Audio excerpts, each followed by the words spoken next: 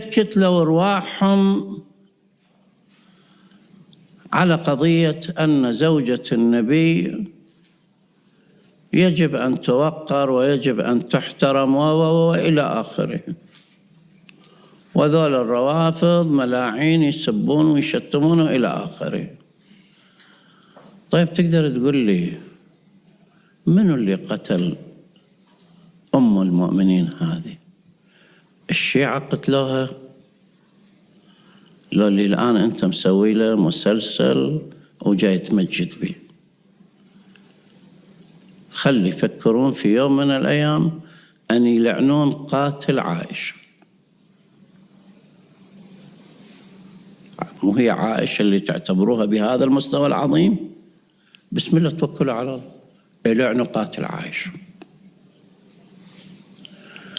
عائشة مكلفة كانت بأن تقر في بيتها ما تخرج. فعلت لو ما فعلت؟ ما فعلت. أحد قال لها على عينك حاجب؟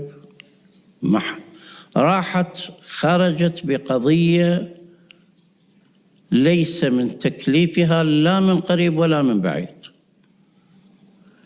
هي التي كانت قد حرضت على قتل عثمان، بل هي كانت أشد المحرضين، وهي صاحبة نداء اقتلوا نعثلا فقد كفر. ونعثل غلام يهودي كانت تشبه عثمان به. ومن اجت من مكة راجعة إلى المدينة، الناس اللي شافتهم بالطريق ها بشروا شنو الخبر؟ قيل لها قتل عثمان. أبدت الفرحة والسرور.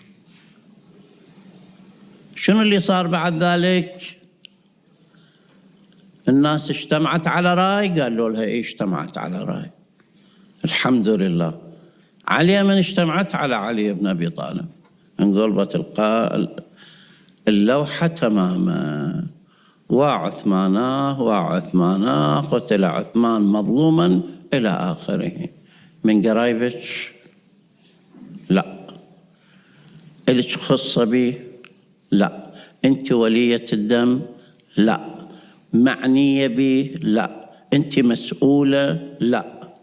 أنت مطالبة بأن تلتزمين بما جعل أبوك خليفة من بعد رسول الله. قاعدتهم شنو؟ أن البيعة التي تتم بحضور جمع من المسلمين تلزم الغائبين.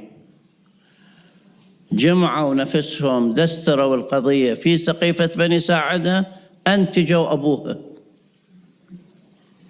بعد البقية عليهم أن يبايعون. طيب هذا أمير المؤمنين بويع من قبل المسلمين، التزمي بنفس اللي هذا، ما التزمت.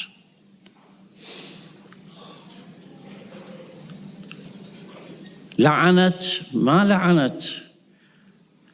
هي أخرجت جيشا، في هذا الجيش لم يقتل فيه إلا 18,000 واحد بس